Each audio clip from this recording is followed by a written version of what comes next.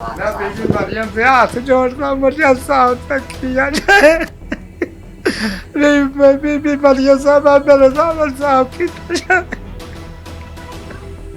मेरी बेटी के साथ इतना जुल्म हुआ। कोई हमारा पुलिस वाला कोई बात नहीं सुनता, उन्होंने पैसे ले ली हुई है। उसके कपड़े, उसका जेवर 12 तोले जेवर था।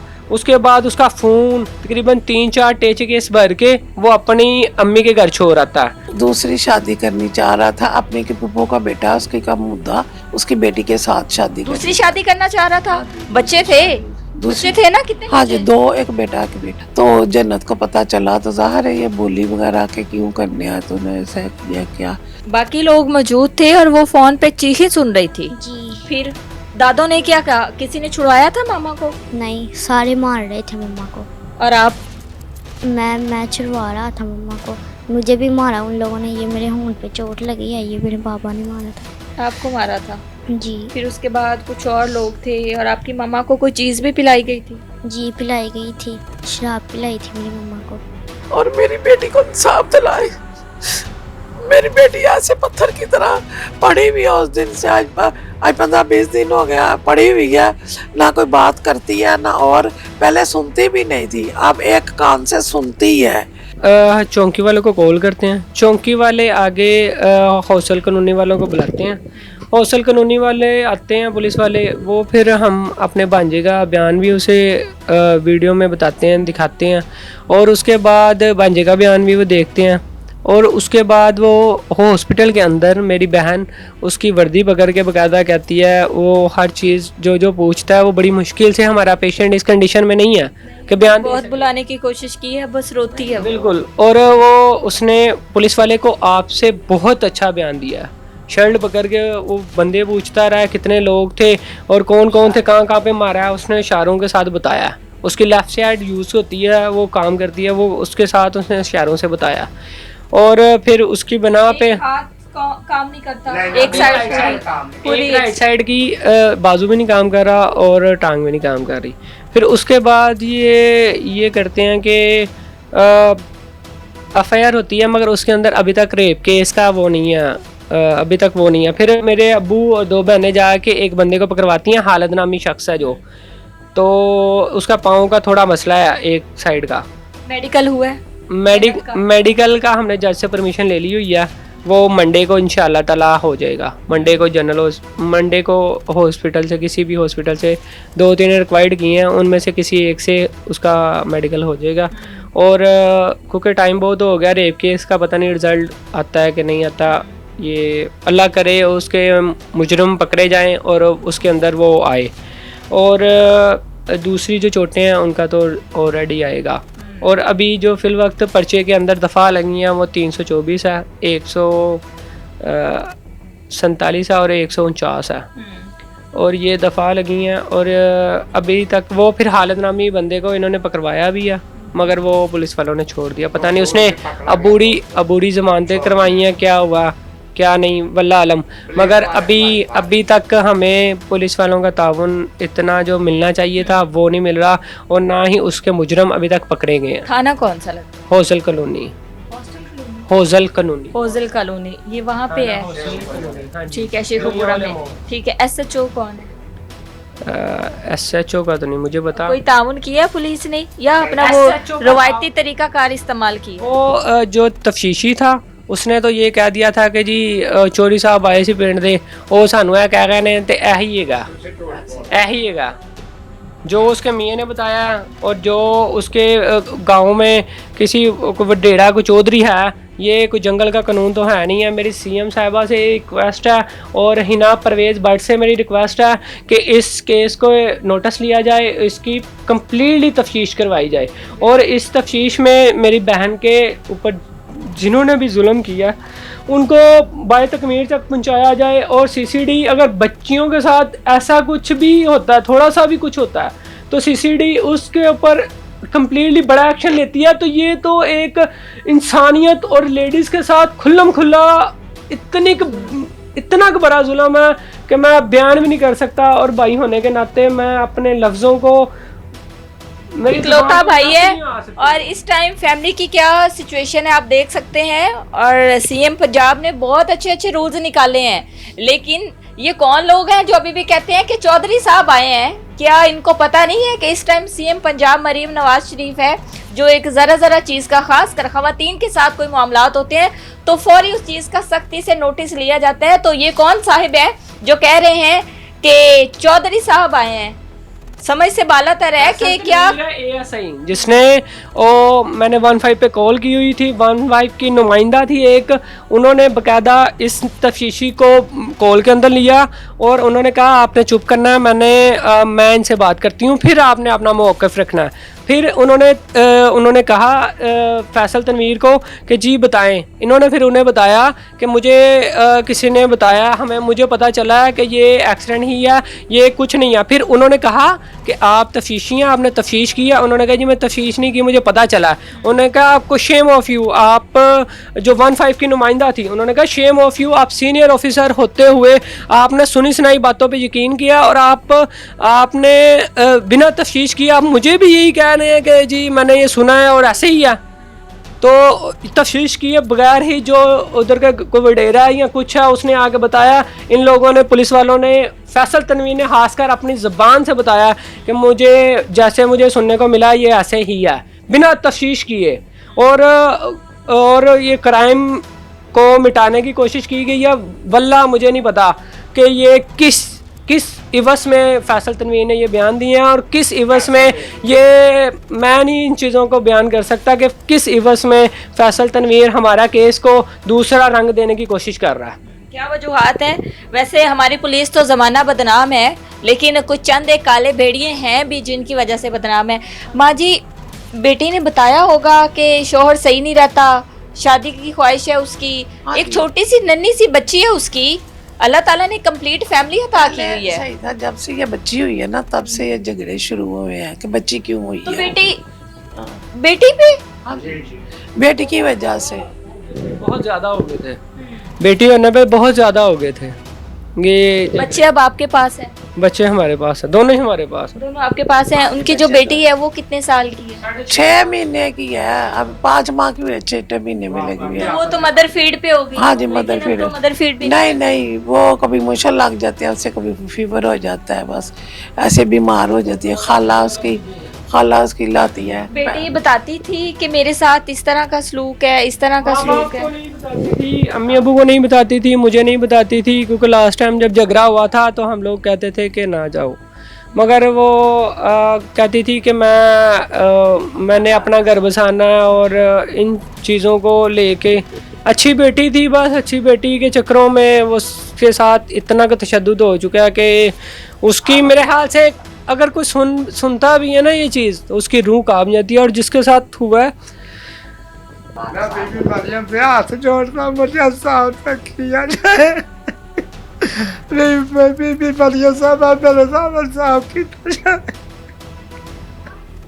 मेरी बेटी के साथ इतना जुल्म हुआ, कोई हमारा पुलिस वाला कोई बात नहीं सुनता। उन्होंने पैसे ले ली हुई है, वो बताता है, वो कोई चौधरी साहब आए थे, उन्होंने ऐसा बताया एक्सीडेंट केस है, लेकिन ये डॉक्टर लोग बताते हैं ये एक्सीडेंट बिल्कुल कुछ भी नहीं है, ये एक्सीडेंट के चोट ऐसे आती ही नहीं है, खून निकलता है। बेटे को जरा बुलाइएगा आप।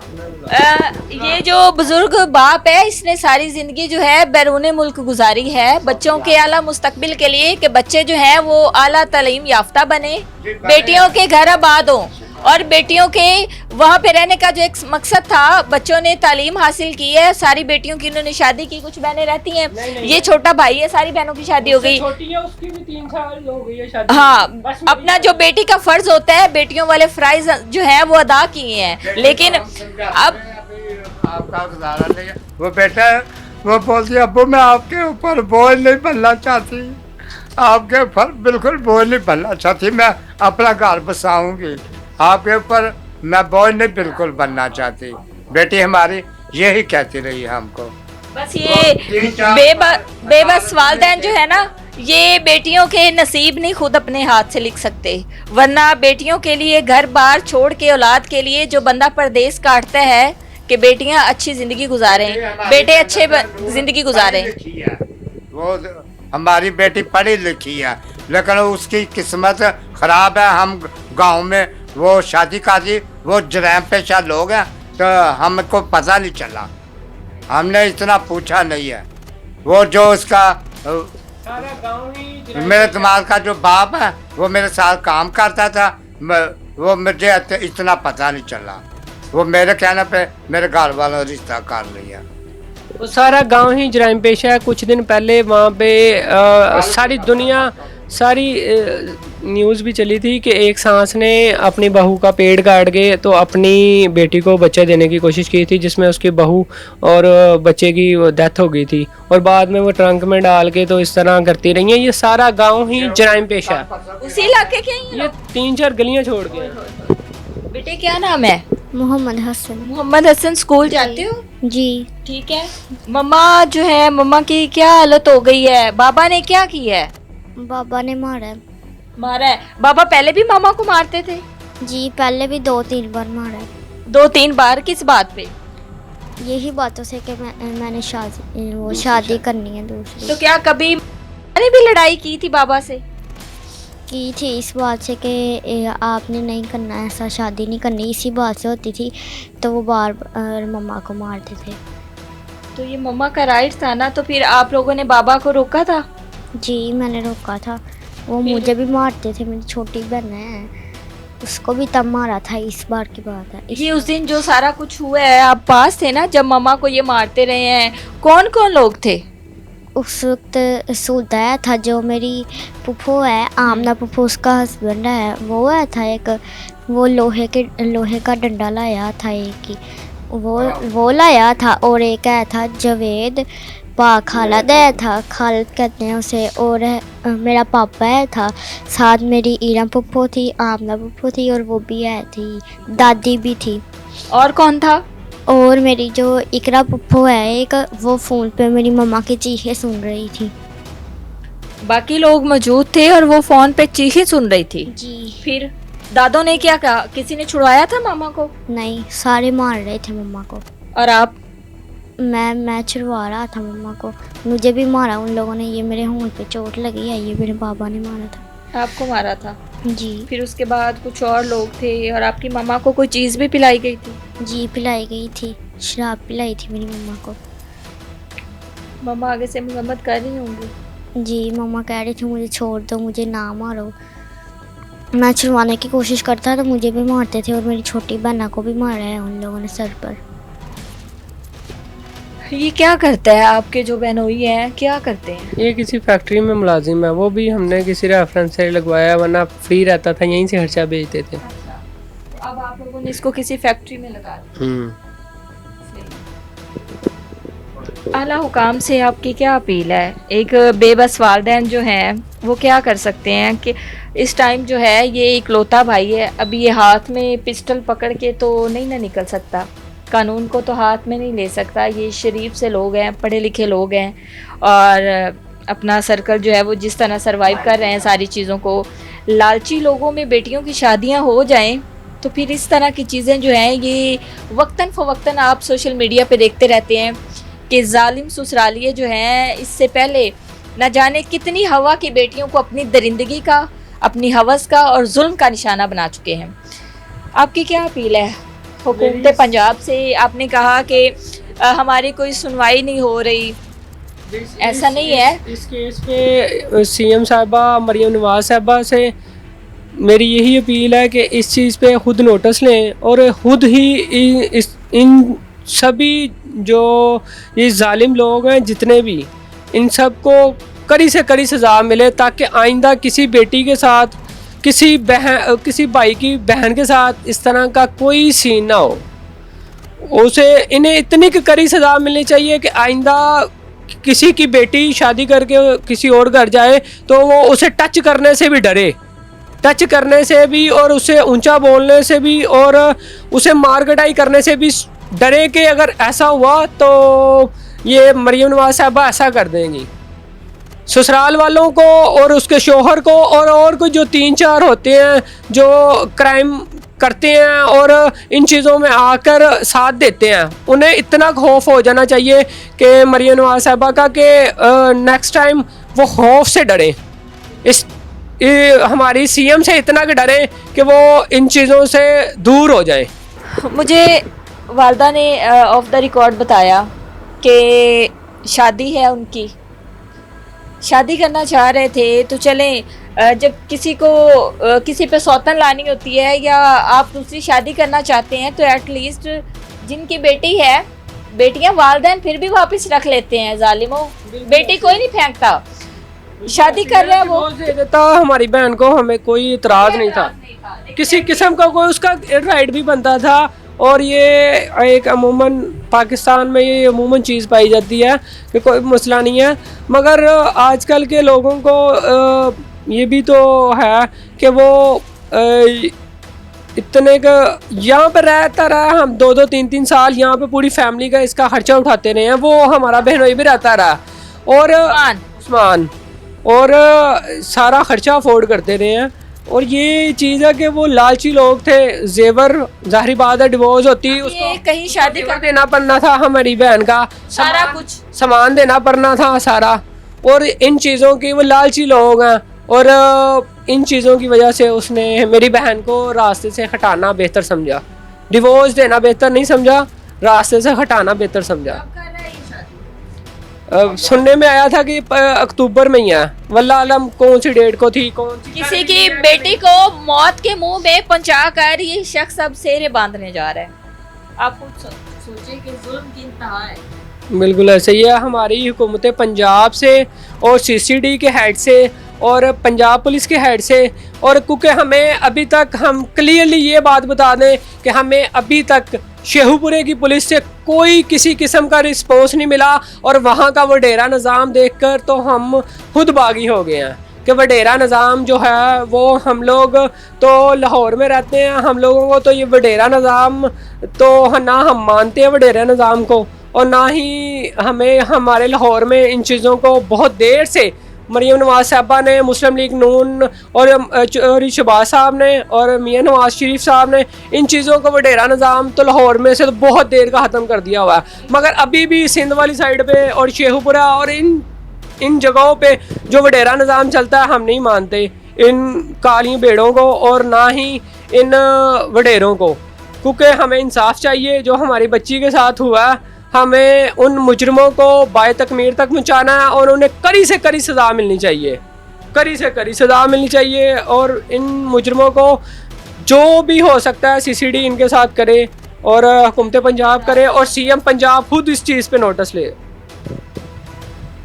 मेरी यही अपील है भी मरियम नवाज साहबा से भी हमें पूरा इंसाफ करें, नोटिस देखें, जो हमारे ऊपर जुल्म हुआ ना, इसके ऊपर वो मरियम साहबा हमारे ऊपर कुछ तर्स खाएं कि वो हमें इंसाफ दिला दें।